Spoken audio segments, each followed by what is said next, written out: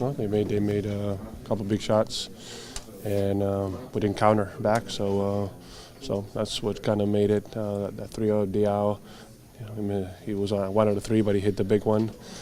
So he played well down the stretch, and well, that's sometimes. I mean, shot goes in, shot misses, and then you lose a game.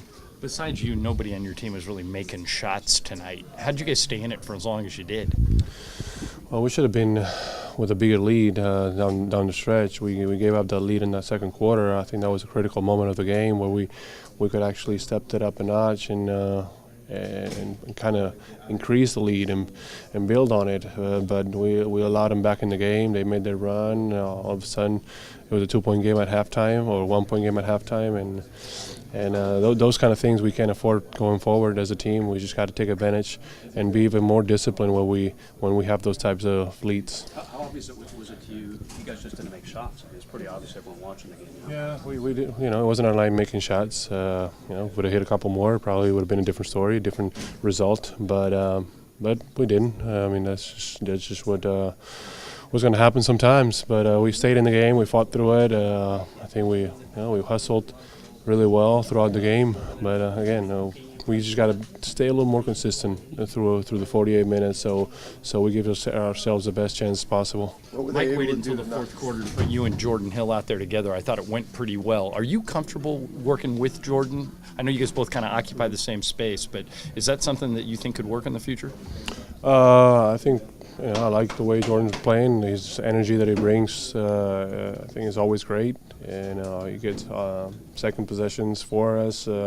He's extremely active, and I have no problem being with him out there. I don't think we actually, he's really not a post-up player. He's not an interior player, so we don't really occupy too much of our same space. But I think Mike is exploring lineups at this point, see what's working best and what's not, see what's more comfortable for him, so we have to get through this process, I guess. What's at the top of the list? You got a bunch of games coming up all in a row. You play Sunday, Tuesday, Thursday, Friday. What do you got to put on top of the list more than anything else? Get ready for that stretch. Next home game against Atlanta. That's the top of the list. That's the main priority right now.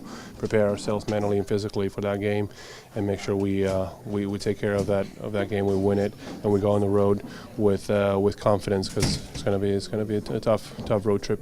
How does this whole growth process you guys are going through, does it show up even more so in the fourth quarter of a tight game? Is that really what you're trying to get to, the point where you're comfortable in that situation? Yeah, well, I mean, we have to understand and learn what we're going to run down the stretch when the game is on the line, when it's a tight game like it was tonight.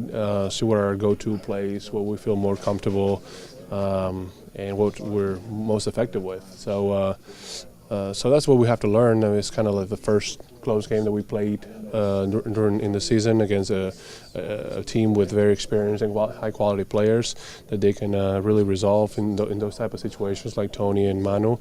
It's a learning process, as you said. And but again, I think if we would have played the 48 minutes a little more consistent, we wouldn't have those breakdowns in the second quarter. It could have been a total different story.